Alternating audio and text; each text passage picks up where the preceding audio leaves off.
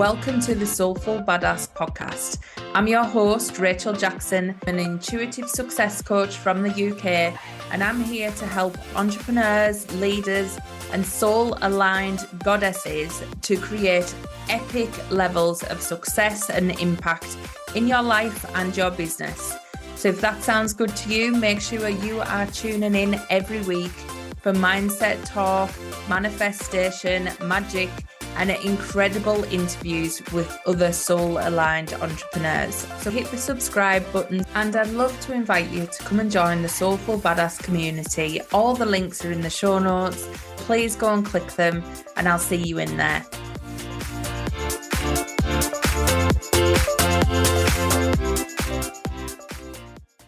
Hi everyone, welcome to today's podcast. Today I have a special guest all the way from Australia. So we've managed to navigate the time zones and get this happening. But today I'm sat with Debbie Zita, who's the founder of the Heart-Centered Way. Hi Debbie, welcome to the podcast. Thanks for joining. Hi Rachel. Thank you so much for having me. I'm very grateful to be here. Oh, I'm just happy that we managed to get you on eventually. It's great. So mine and Debbie's paths crossed when we did the Transformation Within book a couple of years ago now. And that was Debbie's third book. So I'll let her share more around what she's been up to. But do you want to share what your journey's been like, Debbie, what you do and where you are now and what's going on? Yeah, I'm happy to share. Okay, where to begin? So we were talking just before this about how far back everything kind of starts. And I often joke that it wasn't just sort of a business, although I've been in this business for the last 5 years, but I think everything kind of started for me at the age of 3 when I was in at the ripe old age of 3, and I was in kindergarten and had this kind of moment of remembering myself in past lives and sort of the lessons and just this feeling of connecting to Creator and to the universe. Yeah. And I asked, why am I back again? And I remember actually being quite angry at that time. Like I was like, oh no, like I did something wrong. I'm back here again, right? And then I thought that everyone else like had that same kind of realization or saw the world the same way. And then, of course, as you get older, as I got older, I realized, oh my goodness, how embarrassing. Like not everyone, first of all, believes in reincarnation. And secondly, some people don't question that until they're in their, later years in life. And some people don't question that at all. But that was a huge part of my kind of, my first period of, okay, the universe and me, who am I? Why am I here? The next thing I think was age 19 after a breakup. So I would describe myself as a little bit or a lot boy obsessed, and I would go from boyfriend, and I was very much, everything was around getting married, and that was kind of the job and the friends. It was like, oh, that's okay, but the thing was get married. So I had my first real kind of heartbreak, and I was really, really down. I was very lost, and I was writing in my journal, and this had never happened before, so it was quite remarkable. It was like a dear diary, woe is me. Why do why does the world hate me? All that kind of stuff. And I had this almost the same kind of feeling as when I was 3, like a boom, boom, like something just kind of like landed. And I was channeling divine wisdom. Yeah. At age 19. So I was writing to my guides. I was connecting to divine wisdom. I was terrified because I was also, I was just about to study psychology. So I thought, is something is something wrong? Like what's happening? So that was a big moment as well. 27, another one, mum passed away when I was pregnant. I was connecting with mum in spirit. I didn't know anything about that either. And people started calling me a medium and a psychic and labeling. And I found that all sort of very confronting as well. Yeah. At age 35, I had my first true self retreat. So I found a meditation teacher because life had just gone a bit kind of strange. And at that point, I was just about to head into my divorce, which if anyone's been through it knows it's not an easy period. No. Although I would like to say we navigated it beautifully, and we're 10 years on and we're friends and we co-parent. But from a emotional perspective, very, very challenging. Yeah. So I enrolled in True Self Retreat, which was thousands of hours of regressions and learning about the spiritual heart and understanding ourselves really beyond form. And it took a lot to get me to that retreat. And I felt immensely grateful to be there and to have this experience of, it's, in some words, it's called samadhi, it's bliss, it's transcendence, it's connection. Sometimes for people, they do this through ayahuasca or through different ceremonies. For me, it happened to be through my heart. There was nothing else sort of involved. Yeah. And then it was, okay, I'm changed forever. How do I bring that into my daily life? And then, struggles came because I felt really disconnected from my life, because that experience was so profound for me that I kind of had to find how to implement and how to integrate everything. Right. And so this is where I started to put together the heart-centered way. So in 1 year, this was 5 years ago now, I met my beautiful current life partner. I created a business that brings in on average 6 figures per year. I created a self-inquiry model called the 6 Selves. And I've used everything that I've been through, and I haven't really shared a lot of the adversity because I don't, unless it kind of necessarily comes up. But there was what I call a dark decade of the soul, where there was about 10 years of just rough stuff.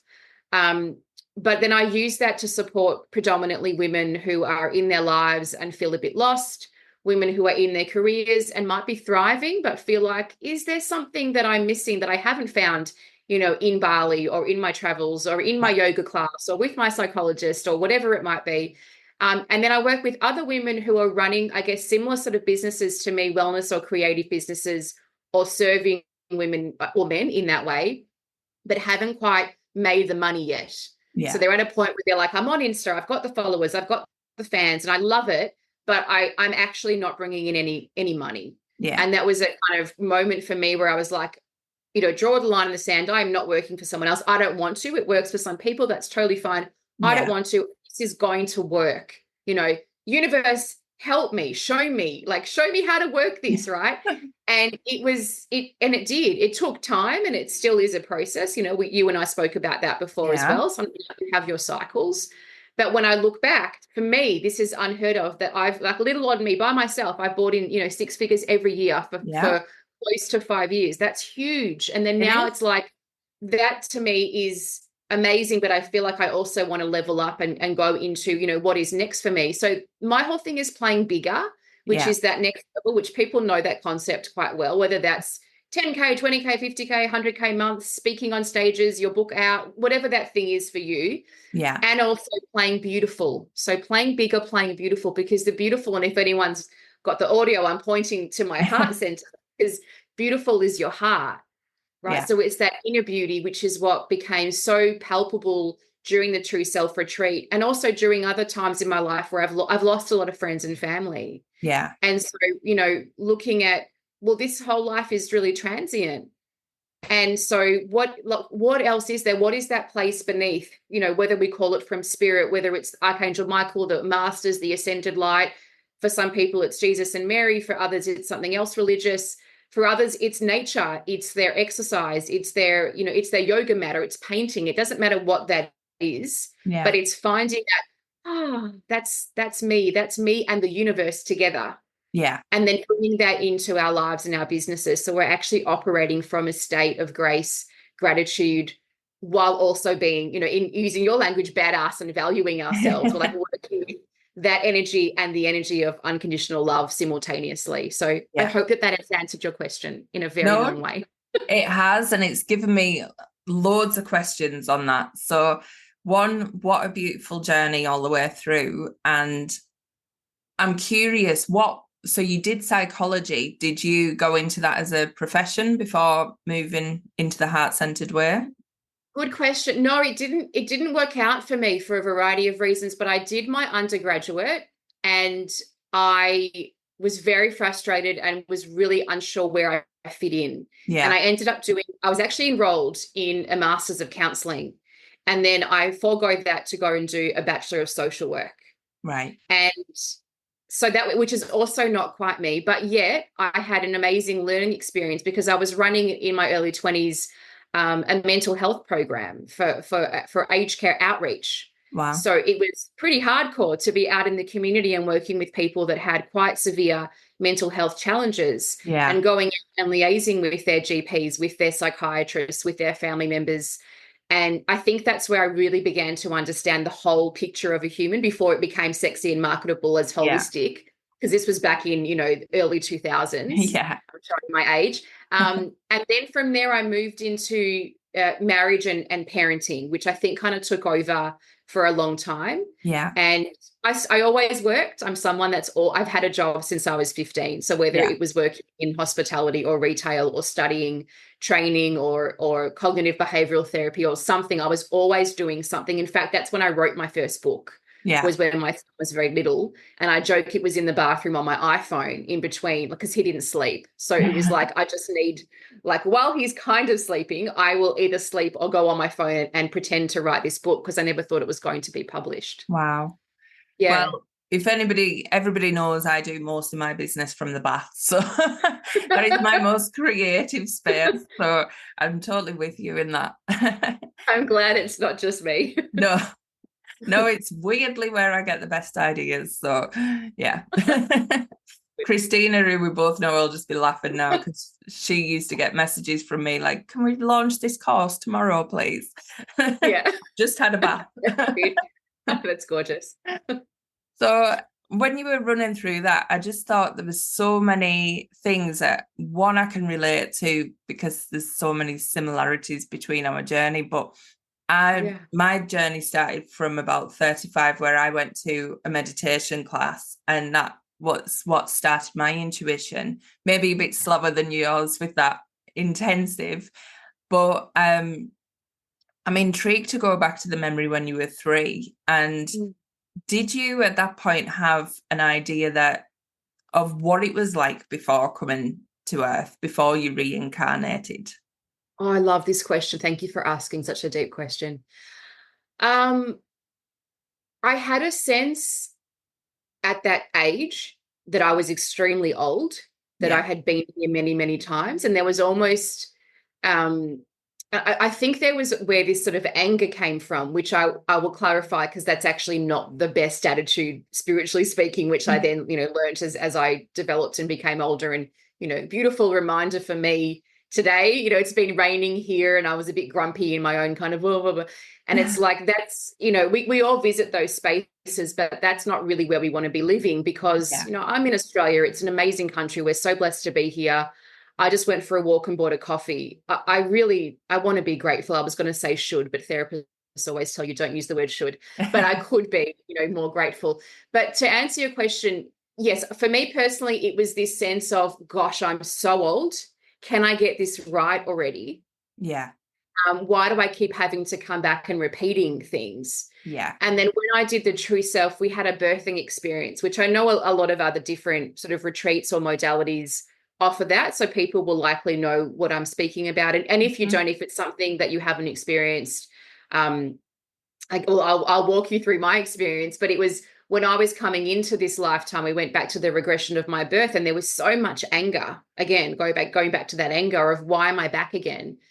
And the place before reincarnation, to answer your question, from my learning, is pure love and light. It's divine, high frequency energy, unconditional love that those of us that are on the path and trying to understand or looking to experience, whether we call it a 5D reality or connection with source energy or a relationship with God, creator, whatever that might be, it's connecting back to our divinity. And it's being able, and this is really challenging right now in 24 with what's going on in the world, but it's being able to also witness everything that we go through as a reminder or an opportunity to come back home to that place. Yeah. Because we can go into anger. Again, I'll put my hand up. I'm that girl. I can get angry, right? Like I'm a Saggy, I'm a fire sign. Yeah. That's within me, right? So, but when I found my heart, as in my spiritual heart, it just softened me and it connected me back to unconditional love. And I actually had to go through, this is where I'm careful about my journey, but whether my soul chose it or whether it was, conscious or unconscious, but I went through some very painful experiences where there was a lot of betrayal, there was a lot of loss and grief, there was a lot of manipulation and confusion. And I could have sat in, like, it's a woe story, Rachel, like it's a badass story, right? But I don't want to sit in that space because it will just eat me alive, right? And some of those people aren't around in the earthly realm anymore. They've departed, and I don't want to send them yucky vibes. I don't, Yeah. at this point, many years on, I don't really want to be sending them love and light. I don't even want to really be talking about them, but I'm happy to talk about it now for the purpose of the example that the place before reincarnation is pure light. Yeah. That's been my experience. And that's where we touch on every Monday, Wednesday in all of my online sessions when I'm guiding women predominantly, and also some men, into their heart space, which we can even do that at some point today. But that's what we're doing. We're remembering, oh, yes, I'm a heart. Just relax. No need to be so angry. Just come back and let everything go. And then coming back into your mind, so synchronizing your heart and your mind. So you're still responding and thinking clearly, because that place can also take you, I found in my experience, into almost like a whimsical of everything's fine, don't worry, which is not true. Not everything is fine. Sometimes people do you wrong, and sometimes things are unjust and unfair. So again, synchronizing the heart and the mind, having your head screwed on your shoulders, girl, which is part of why I needed for me to ground and earn the money, to prove to myself that I could also be here in this human realm, because I've spent so much of my life in the ethereal clouds, if you like, that it was a proving to my own soul that I could actually step into my power as a divine woman. And then once I did that, show others the tools, the resources, share my story to inspire a woman who might be, this is all too much for me, I just can't do this anymore, God or universe, or I've earned all the money and everything's there, but I'm so empty, or I've never earned any money and I'm worthless. Whatever the story is, this is a temporary moment. And often when you're listening to a podcast, someone like this, someone different, it is the universe reminding you, hey, my love, it's okay. Come back to you. This moment will pass. And what can we do now to help you to heal? And maybe that's cry, maybe that's laugh, maybe that's start to write your own book. Maybe it's just stay in the exact life that you're living, but just love yourself more. Maybe there isn't some big drastic change like you and I have, we've written books, we've done things. Maybe it's not that, because everyone's journey is different, right? Yeah, totally. So it's what's your heart and soul telling you. And that's where we need that quiet space, which is where meditation or nature, yoga helps you to access that space, that divine space within yourself. Yeah.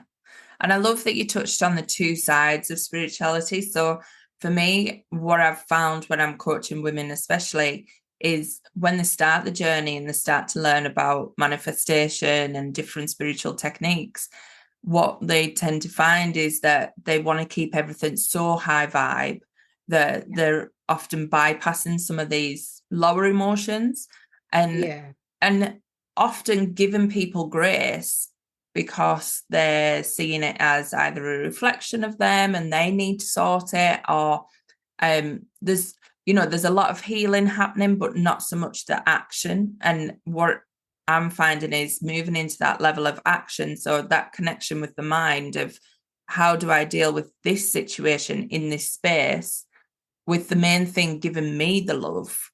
That's where I find there's that big shift, because people often take so much because they're spiritual and they're nice people and they want to be lovely and heart-centered, and it's like, no, that's a boundary and that's a line, and this is where you don't cross. So yes, I can relate. And I think that the word that comes to mind, which I know a client did express this week because she's going through some big challenges, but I think there's often a time on the journey where rage is experienced.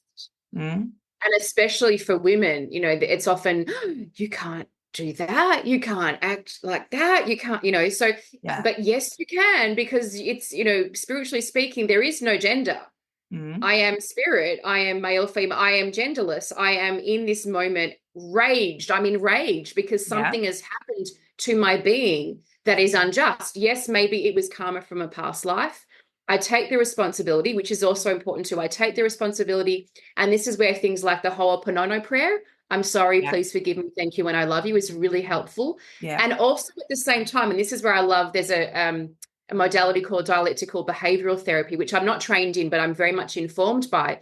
But it allows us to sit in a couple of places at the same time. So you can actually sit in a place of, I'm sorry, please forgive me, thank you, and I love you. And also, oh my God, can I swear on your Yeah. podcast? Yeah. Oh my God, fuck. Right? Like, fuck, something's happened. Like, you can actually sit in a place of those two things at the same time. Yeah. And I would encourage people to do that. Then it's about finding a way out of that, whether that's through movement, through dancing, through screaming into pillows, through journaling, Yeah. through certain ceremonies, through a great therapist, through a coach, whatever. I mean, sometimes I've had sessions, it's been a while now, but I can recall back sort of 2-3 years ago when COVID was just kind of starting. I would sometimes spend an hour with a woman just holding her anger energetically. Yeah. And I'm like, girl, just sit with me here. Don't stop trying to go into your shopping list and what you love about him or what you want to do. And can you just come and meet me with your anger here? And they're like, do I have to? Just for now, yes, we kind of do. So Yeah. yes, it's important to process that physically. And then we can, that will then be replaced with love and light. So we're more open, but you unfortunately can't bypass that. No, and anger was one of the things that was my emotion that was quick to react. So, from years of suppressing things, anger was something that, I had in quick supply, should I say. And what I've done through spiritual work is actually being able to harness it, but use it to that, when my anger comes out, it's a passion, it's rising and feel like the fire burning in me. And it's really something that now I channel and I never avoid, because it's something that makes me that fiery badass like we talk about. So I love that part of me, but I know so many people do avoid it. But the big thing is all feelings are for feeling, all of them. So it's just acknowledging which is more common for you and working through that as to why that might be more common. And I think also looking at, the appropriateness socially or where you are in your life. If you're let's say you're a corporate and you're in C-suite and you're running a team meeting and the anger just rises, it may not be the moment to kind of, so it's noticing that there and then going, I'm just going to park that for a minute and then tonight do some work with my therapist or by myself to really get this, coming out of me. Or I've just seen something on Instagram, I'm going to go and tell all my friends and, maybe not. But yes, I think, I was talking about, we were talking about the books before, and these were not kind of, for me, as I started writing, really all of them, even though they're very much around spirituality and life and business, because that's kind of my area, but they were cathartic for me. It was like this one was my mum passing and the anger of that. And it was like I had to write to just get the feelings out. Yeah. And then I ended up turning it into something that people, would read. This one was also, the loss of a loved one. And that was sort of that time of that betrayal and all of that was coming through. And it was just, I have to write this. And at that time I was working with people in business, and I still am. And so what felt relevant and most useful was this title. And probably like you and a lot of your audience, I would ask for guidance. I would say there's this bubble of creativity or the anger or the rage, and I'm going to use it to write something. But how can I be of service in this moment, in this year, to help others? And that helped people during COVID to come out of their funk and have the right mindset and, and then that led me to meet you. And that was really nice that it's an Amazon bestseller, which was something that I guess my ego or my heart or my soul kind of, or all three of them, wanted to experience that kind of bestseller feeling as well. Yeah. So channeling it into something is so powerful and useful. Yeah, so just to let everybody know, the first book that you spoke about there was Ignite Your Joy, just so that we can let people know which ones. Thank you. The second one in COVID was Redefining Business Success, and the third one was The Transformation Within, which is the one that we're both co-authors in. So, if anybody's wanting to go back and revisit whichever part, then grab one of those books. They're all available on Amazon, either Deb, or via your website. There should be Amazon, but I have a feeling that a couple of them might be Ignite Your Joy is both Kindle and hard copy. The other two may be Kindle only, but if they're wanting a signed copy, I do actually have some here because I just stocked up recently. So they can always reach out to me. Yeah. So part of your heart-centered way in the process that you use. I don't know whether to call it a process or you'll explain it better. But you talk about the 6 selves. Do you want to dive into that a bit more? Yes, thank you.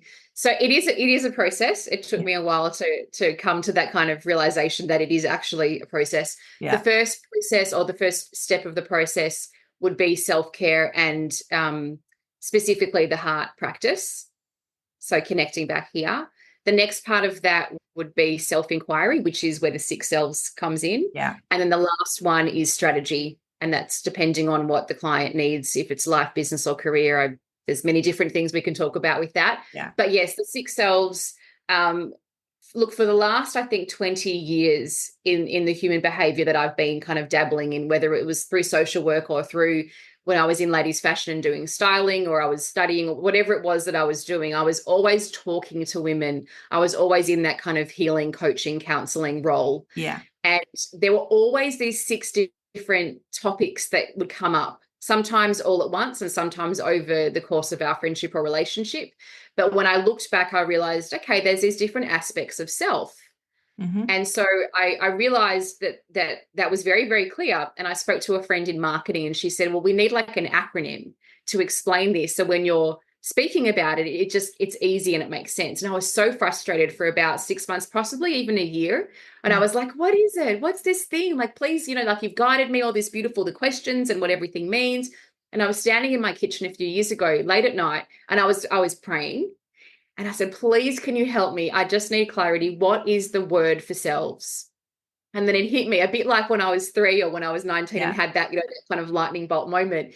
And I realized, oh my goodness, it was so obvious. It's selves. Yeah. It was actually literally selves. So selves, which if you've got the visual, you can see that there. So you've got the spiritual self, the emotional self, the legacy self, the valued self, the ecological self, and the sexual creative self. So when we're activating and tapping into these different aspects of self, this is where we get to have this juicy, fulfilling, meaningful experience of life, whether it's in business, in life in general, in our career, or some other area. And it's very grateful that it happens to be kind of tied up neatly in this beautiful acronym that I feel was divinely gifted because it's so clear. It is really clear, and I suppose it's all that aspect of just becoming whole in all areas. And that's something that I know when women especially go into business, it becomes, the forefront, but then they don't realize that relationships they're going through are then mirroring things that can happen in your business. And if you don't connect those dots, it really is hard to move forward without addressing those areas. I love that you said that, because one of the things that I realized when I was talking to women about sex was that when they were connecting back in with their own pleasure, and I have to also preface this with, I'm not formally trained in that way, so I don't do anything other than talking through their emotions and feelings and beliefs around sex, and then I can always refer them on to someone else for deeper work. But we would talk about, we'd have these, as you do with your girlfriends, you'd have these honest conversations. And when they were connecting back into that part of themselves, if they were in business, their business would be more successful. Yeah. So there was a link between that magnetic, goddess experience and your sales calls and signing people and bringing in opportunities and all of that delicious stuff. So this is where I kind of got onto, okay, how do I, put this into a program and make sure that it works? And then how can I teach people how to do that as well? So I love that you actually asked that, because it is very connected. It is, yeah. And I think that's one of the things that people really kind of avoid sometimes. And, that is where women especially get the feminine energy, that power rising. It really is something that, unfortunately, we've been taught to be ashamed of or play down, but it's something that once you connect to is so powerful and just ignites more in your business than you could ever realize. Yeah. And I mean, look, I was thinking back to my own conditioning around it. And, in my family, we did speak about sex, but it was very much that the woman was the wife and the mother. That was just how it was. And it wasn't for pleasure. It was you have babies, right? Yeah. And so it was very, talking about shame and the things that can come up when you're looking to enjoy sex. it's like, oh my goodness, is this okay? Am I allowed? And then with earning money, oh my goodness, is this okay? Am I allowed? What will my family think? What will my husband think? What will my community think? Right? That was huge for me to be able to come through that and dissolve that conditioning. And still, I'm still evolving with all of that, with where I've come from and my upbringing and my religion, and then what that means to me in this current version. And we're constantly changing and evolving, but it just felt important to me to be able to, in this lifetime, in this body, enjoy sex. Yeah. And also be able to work and earn money and see the independence and the power and strength within me as a woman to be able to generate and bring that in. Yeah. And we have been conditioned so much around those roles and what's right and what's wrong, and, how much money, and you shouldn't make more than your husband per se. And all of those things. That's why we're divorced. So that was a joke. Sorry. I said, well, that's why we're divorced. And then I said, that was a joke. Kind of similar for me, though. Looking back, money was one of those arguments, and you think, wow, it does come down to all of those conditionings. And I think the big thing is, you mentioned it before, we're all souls having an experience. So the gender, even though I'm really passionate about being a woman and helping other women, I think the gender, once you break that off, it doesn't matter how much you earn versus someone else. It's how much you're meant to earn in this lifetime and how much are you going to allow in. Totally. And it's that potential, because if I think back to my story, I hope that your listeners resonate, but from 3, I felt like I was to do something while I was here. It wasn't okay for me to have a job and be a mum. Not that there's anything wrong with that. I love my son and I love the jobs that I've had, but I am an entrepreneur. And I'm a bit quirky. I'm spiritual. I'm intuitive. I can feel energy. I love meditation. I love all that sort of stuff. This is who I am. So to stifle that and block that, I was so sick physically, mentally, emotionally in those years. That was part of the dark night of the soul, the dark decade, because I was trying to not be the soul that I am. Yeah. And then I think as you age, there's some wisdom there as you move through your 30s and now my 40s. It's like, no, this is who I am. So I'm going to learn to love it and like it and make use of it. And some will love it and like it, and some really won't. And that's okay. Yeah. And that's a big realization that I think most don't come to through the lifetime, which is ultimately why we're doing what we're doing, to try and change those numbers, in a sense, that actually people connect and don't have that, oh my God, why am I back here energy. I mean, we're always going to cycle around and keep coming back and keep learning new things. But wouldn't it be nice to learn as much as you could in each life? That's where I'm definitely inspired to help people with. Yeah. And I think and I'm glad you circled back. I think one of the things I realized is, realized and remembered was what actually a gift it is to come back, because spiritually speaking, that's our soul putting its hand up to say, okay, my karma is such, I'm going to come back down to earth and play things out energetically to learn what it is, spiritually speaking, that I do need to learn as a soul. Yeah. And thank you, thank you, dear one. Thank you, creator. Thank you, masters of light, whoever we're thanking, for the opportunity to gift me a meat suit.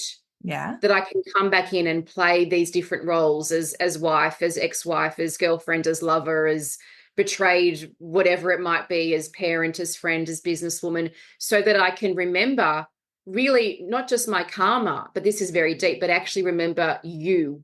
Yeah. And whether that's in a religious sense, and it doesn't have to be, because some people don't, and that's fine, because this is actually for every being. Yeah. But it's you as in life itself, you as in the trees, the earth, the ocean, the body you're in, that, like, everything. It's that one consciousness. It's the connection of our source energy.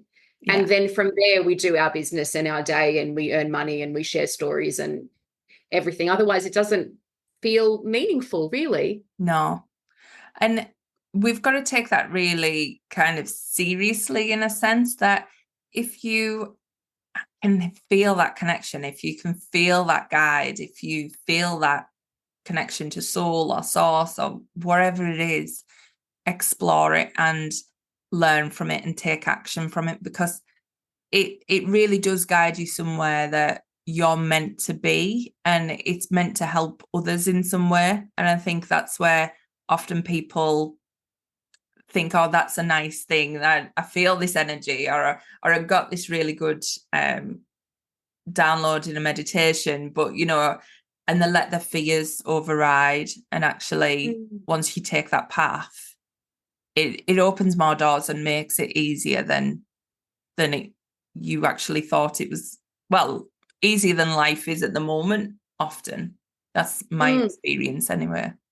Yeah, and I think I agree. And I also think that I'm glad that there's a lot more people, on the path, if you like, because we do also need to be able to, again, go back to using our head, having also registered psychologists and psychiatrists, if you need that, being able to say this community or this practice actually isn't right for me. I'm going to find something else. What I downloaded in meditation, is a bunch of words and actually now means nothing to me, versus I totally understand what that means. That has meaning for me. And I don't really need everyone on Instagram or even 100 people to understand it, because I understand it. So I don't mean to confuse people, but I think it's coming back to that place of there's all these different sides and spectrums. And so really getting clear on what it is that in your experience of life as a soul and as a human, based on your map of the world, the resources that you need mentally. And this is also, I'm a mental health first aider. So I really look for, when we go into the depressions and the anxieties, and look, I have to also bring this out too, when you're delving into emotions and spirituality, there's darkness, because spirituality is the whole picture. It's not just the rainbows and the peaches and the downward dog poses. It's also, it's your shadow side, it's the parts of your soul that have done some shit in lifetimes or in this lifetime to others and to itself, right? So depending on how deep you go, we also have to be able to go, whoa, Nelly, I've got to hold space for a lot. And this is where having, whether it's you or me or someone else that people connect to go, girl, where do I go with this? Like, I've been on the path for a while and I got shafted, or I got a bit lost in the lostness of finding myself. And how can I bring it back to something meaningful and practical? Because you sometimes just can't do that on your own.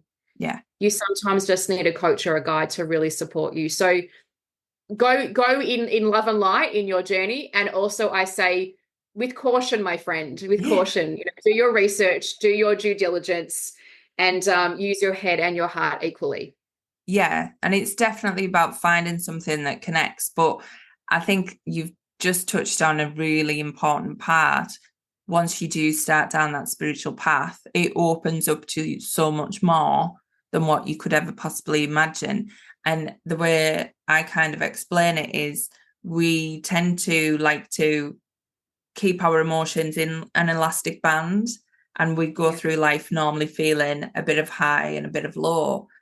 And we like that area. It's safe. It doesn't scare us too much. But eventually, when we want the higher emotions, we want the joy, we want the abundance, we want all of those delightful things. In order to experience that, you've got to stretch the band, and that goes both ways. Totally. And that's sometimes something people aren't ready for to expose. And very good point. And I've often wondered, even though we know that those concepts around, love and light and manifestation, they are for every being. But I think that also some people in this lifetime, perhaps it's not their calling or their longing to explore it. And that is also okay as well. I think for a long time, I tried to kind of preach and convert people of, but don't source energy and it's amazing and everything. And it's like, I'm quite happy doing the drop off at school and, and I'm involved in whatever, in their jobs and that's where they are. And I noticed I actually would judge, thinking, but you're not reaching your potential. But that's maybe that's they're happy there, or maybe it's not the time for them to do that. Maybe there's a different time in their timeline where they feel to explore. So I think, and I'm curious to actually ask you, because I know for me, it came from this deep longing within myself. It was a very Elizabeth Gilbert, like eat, pray, love moment where it was just like, don't do it. Everything's settled and you're in your 30s and don't. But it was like so strong, that pull to go and explore my heart and understand meditation, understand it, that I for me on my journey, I can see now why with the 3 books and, what I do now, running the meditations, that I kind of had to go in that direction. Yeah. And there'll be who feel that. So trust that inner longing. Is that how does that explain your experience too? Yeah, so for me, I always felt like something was just missing. So I took the normal route, went into corporate world, got married, did all the things that you think you're meant to be doing, kept getting, promoted, and felt like that was going to be the next thing because I had this drive. There was like something in me that just felt like I was only brinking on my potential. I didn't know what that was, but what I was really drawn to was I was very into energy. I used to read people. I did psychology as well, and I was into all of that. But if I ever had a problem, I would go and see a tarot reader. So I was always drawn to that side, and I was always really interested by it. But I'd never seen that as where it would lead me. They would always say, you should be doing this. And I'd be thinking, well, that's great, but I don't know how. Yeah. And they never give you that. It's not like this is the magic thing. This is how you do it, Rachel. Yeah. This is the guidebook. That book. Yeah. So it took me really till I was 35 and in a space where it was one of those repeated cycles. What would happen was I would get to a point where I'd be on a real high with the job and I'd be loving it. And I feel like this is it. I'd have that sense of power in a sense. And then it would be stripped away in some way. So maybe my boss would change or something would happen externally and I'd be back to the woe is me story. And I just thought, I'm done with this now. I need to change something within me. So it drove me to that meditation, the spiritual development class, which then led on to finding about law of attraction and EFT, and all of the things just clicked into place. And then when I watched The Secret, that was like a lightning bolt just hit me. Something, I suppose, like you were when you were 3, where something just shot through you. And all I seen was me on a stage teaching something to thousands of people. And there was just something in me at that moment. I was like, that's my future. Didn't know what I was teaching, didn't know what I was doing, but I've followed it blindly ever since. And that's really kind of been my guiding star to what has unfolded over the last 5 years. So, but yeah, it was always, I always call it like a niggle, there's something just not sitting right inside. And it's like, your potential, there's still something more. You're trying to make it logically fit that it is a relationship or a job or it's something that's going to make you that bit happier. But it's that connection inside for me, that, connection to soul. So the way I talk about it is your soul drops in your desires, and they're your next point on your map. And that's the bit to follow. So connecting to that heart and then following your desires is my direction. So that's what's always kind of guided me forward since. But when you feel that niggle, it's definitely time to make a move.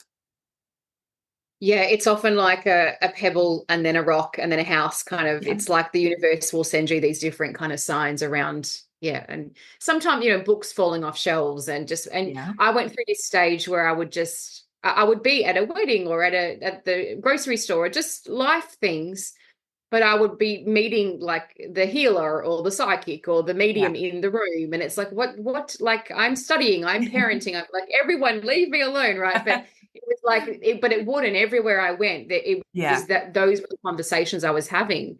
Yeah. And I resisted it so many times. And it is easy to resist because there's been a lot of fear around it, and a lot of fear around, I know when I first started and I was trying to read tarot, or I was meditating, I was thinking, what if something come through that I didn't want to face? And, there was all that fear of what is my gifts, what is that like? I know you touched on people were calling you a medium and things before. And I think growing up, that was what we kind of thought was a spiritual person. You were going to be seeing dead people everywhere, and that was going to be your life. So, it does put a lot of fear inside of you. But I think for me, my journey's been like that connection to angels and guides, which has been so loving and light that Yeah. luckily the energy around me, it's been more about trusting my own abilities. So I'm claircognizant predominantly. So it's very much a knowing. So then you've got to then trust that energy and allow everything else to unfold. So it comes in different to everybody. And Yeah. And I think that's where it's quite beautiful to share the different stories, because for some people it can be, a health challenge, things that can happen that take you to that path.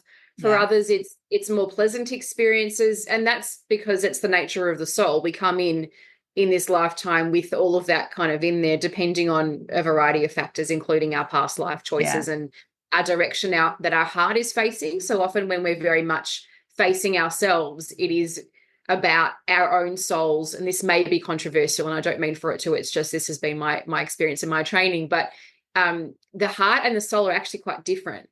So the soul will actually follow its desires and its longing for, often, to be seen, to be powerful, to access its own gifts. Mm-hmm. This isn't wrong or bad. This is still part of the journey, and it's totally okay. The heart journey is very much around connecting with the one consciousness. And so love and light to every being, love and light to everything that happens to us, trusting that everything has a higher purpose and being able to see and witness that. And this is where it can be a bit confusing, because, well, then love and light to someone who does awful things to me, which is a bit about what we spoke about before. So opening the heart center and having that very open and using that to guide us, while still in collaboration with our soul's desires and our daily life consciousness. I hope I'm not getting too kind of complicated, but there's actually 3 different levels that, as I see it. And I like to operate in all 3, because for a long time I ignored my soul. And I would go down the heart path, and I was very much, love and light to every being. And this is where I got a bit trodden on. Because that's not my soul's journey. Actually, my soul's journey is actually to be a leader and to be empowered. But I also, for my own lessons, need to be very still in here, so that I'm doing the mission that I came here to do, which is everything about the heart, hence the name and everything behind me. And and it's very similar to, you describe it in a different way. I talk about it as archetypes for the different parts of us that lead. So, the queen, the magician, and the sage. So that sage is like that connection to the heart where it's all one and that feeling. The queen is that other side that, is really strong and will draw the line and will, choose the destiny that she's deciding to take. So I think that balance of both but then on the other side of that, you've got the more negative archetypes that, come out from the ego, which do allow you to be trodden on and do allow you to be taken advantage of. But I think what's interesting is how we've normalized in spirituality that those sides of us are the kind of ones, the ones that we should be accepting. And I don't know sometimes where that energy comes from, but that's where I like to educate around all 6 and how you can bring them all together. I love what you said. I want to make sure that I'm understanding it correctly, but that ego part, when we are trodden on, because sometimes we think, oh, I was being so nice and I was being so loving, but actually, well, you probably possibly were, but also it may have been driven by your own ego as opposed to the soul journey, because if not, why did that take place? Or, and this is where I guess I'm just kind of asking because I'm curious myself, or was it karmic? Was it almost like a karmic clearing that was inevitable and that was going to happen, whether it was with that person or with a different person, because that was part of our karmic imprint? So it could be both, to be honest. It could be one. So when I talk about the ego archetypes, I talk about the victim or the inner child. I talk about the prostitute, and also, why is the other one escaping my name?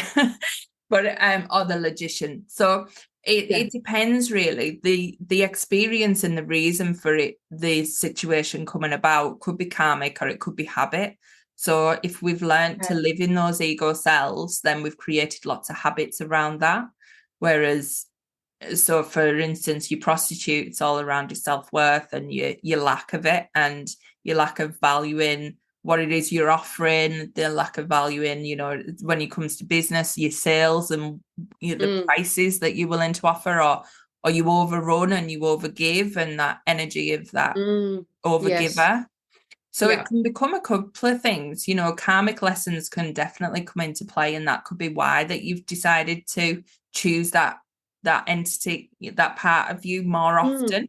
But then there's the other part that's maybe developed certain habits from conditioning around it. So it's just understanding what it is and integrating all of them, so that, when you start to acknowledge and integrate those parts of you, it's really about what can they bring. So that nurturer side actually once she's in her power, she brings the empathy to our business. She brings that connection to people who've had that journey and are still there, and you want to help them through it. So I think I suppose it comes down to like your sixth self. It's not about denying any parts or hiding any parts. It's just about integrating them all into your human experience, and whether that's influenced by karma or influenced by conditioning, it's still about moving forward and being in that space where you feel more whole.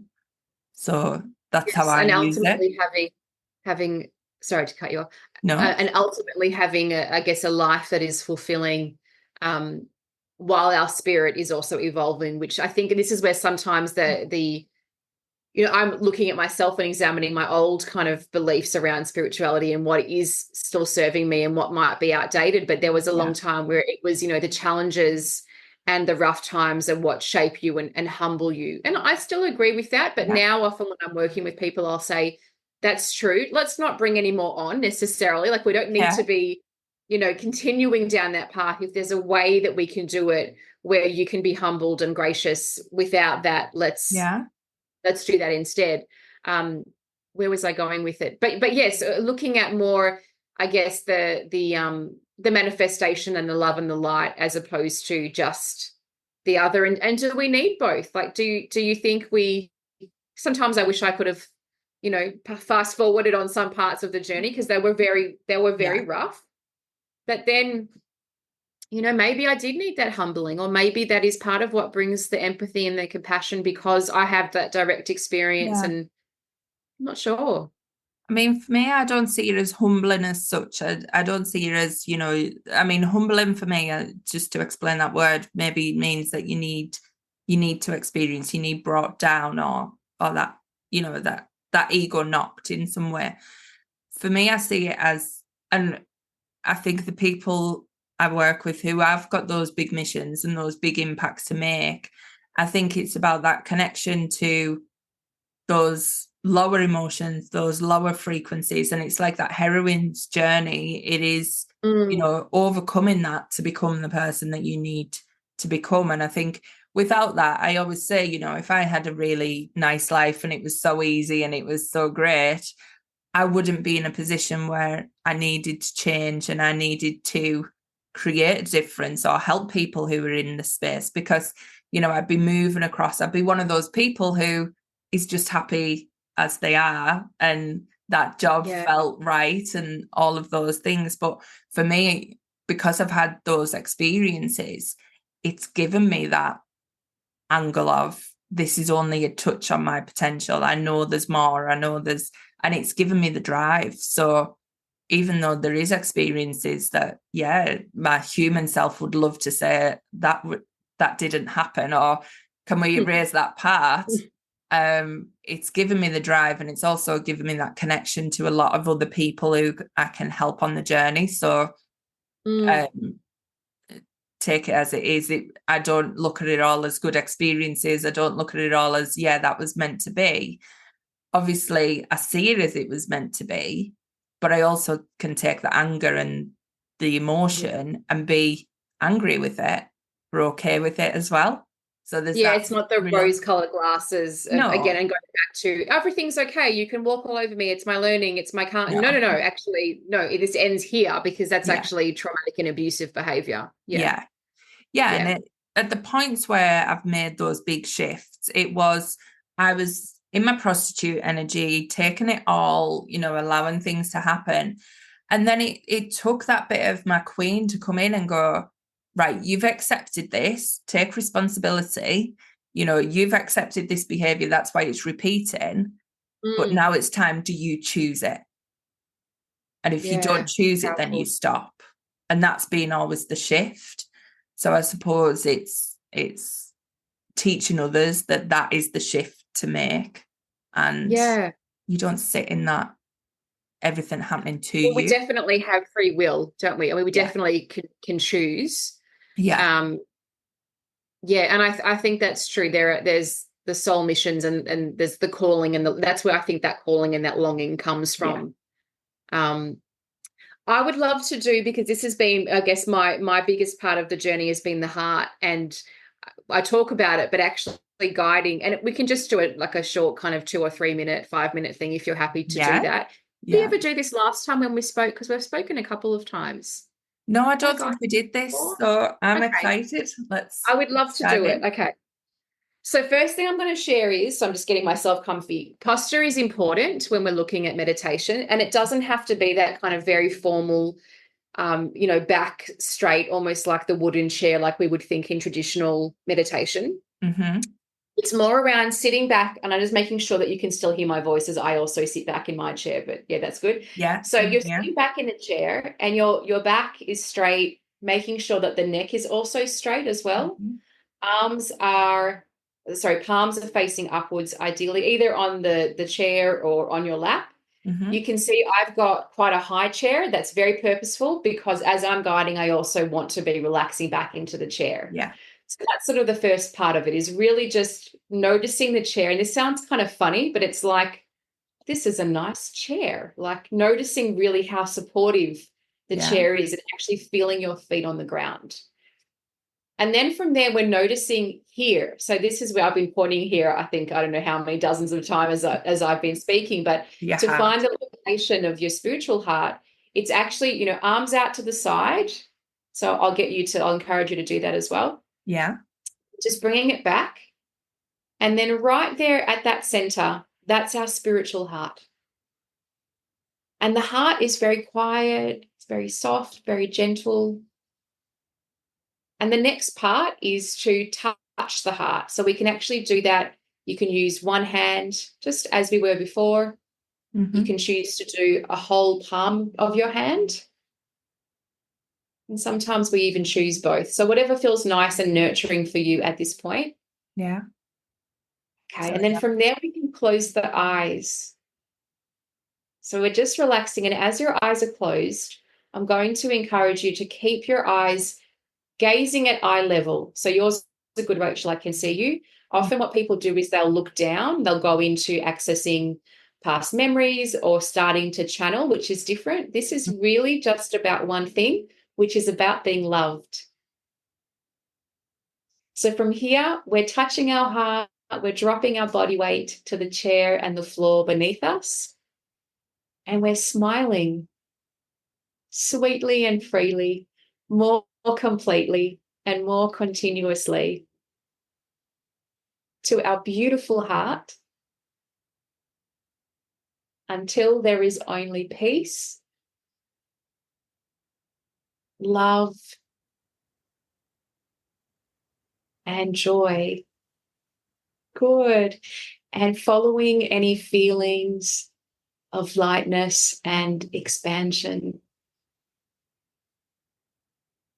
more completely, more completely,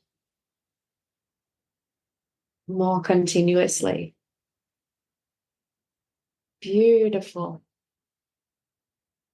I'm just going to check something for a moment. So just gently opening your eyes, Rachel, and still with the heart open. Just notice if you can feel, and it's okay if you can't. It took me 5 years to actually feel this space. But from here, it's almost like it can feel like we're in water. It's like to the left of me, there's the love, to the right of me, above my head, below my feet. Can you feel there's like a subtle energy that's here? Yeah. And that's actually not us. That's actually the love of the universe. So all these things that we speak about when we're manifesting and law of attraction, we do that because we want to feel something nice. What do we want to feel? We want to feel love, right? And the actual key for that is actually right here. So regardless of what's happening outside of us, we can always come back to our own heart. This is our direct connection with the creator. Yeah. So I'll get you now just to go back and close your eyes, and I'm just going to guide ourselves a bit more. And from here, we can smile sweetly, freely, more completely, more continuously to the heart of everyone in your beautiful community.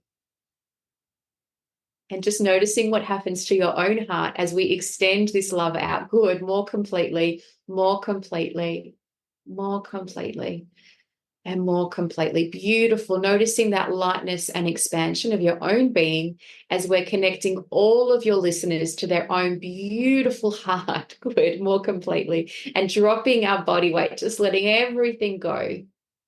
Letting go of the day, the week, even our conversation. It was wonderful, but we're letting everything go. Good. And then from here, if we choose to do this, to extend this invitation out, let's send a beautiful wave of energy out to every woman, everywhere in your community and everywhere in your country, in my country, every woman in the whole world. And just noticing what happens to your own beautiful heart when we send this gentle wave of energy out to every woman in the world, or everyone who identifies as a woman, including your own heart, including all parts of your heart, more completely, more completely. Beautiful. From here, let's not forget our male siblings and extend this heart smile out to every man or everyone who identifies as a man in your community and all over the world, more completely and more continuously. Dropping our body weight to the chair and the floor beneath us. And finally, my most favorite part, we're sending love and light to every being, everywhere. Every city, every country, every town, every belief system, every challenge, every obstacle, every joy, every love, every bliss, every being, everywhere, everywhere, everywhere, including ourselves, including all past and future versions of ourselves, so that every being can remember their heart in this way and feel peace, love, and joy. Dropping the body weight to the chair and the floor beneath us, gently opening your beautiful eyes. Thank you for the opportunity. It is my joy to share my heart and the source of our divinity in this way with your own beautiful heart. I can feel a shift and see a shift in you. Yeah. And to have your listeners, those that are listening, to be able to share that with them and have them share that with their community is the ripple effect that I get to do every day. And I'm very grateful for that opportunity. Thank you. Oh, thank you. That was so beautiful. And what a perfect way to finish today, because, yeah, I felt that shift, Deb. So thank you. That was so lovely. And I've loved our conversation. And obviously it won't be the last. I'm sure you'll be back on the podcast when you're hitting those 7-8 figures again, you know, on that next step up. So just thank you for sharing all your wisdom and your heart with us today, because it was a beautiful podcast episode and I can't wait to get this one out. Thank you so much. Thank you, thank you, thank you. You're We'll welcome. talk again very soon. Talk Thanks soon.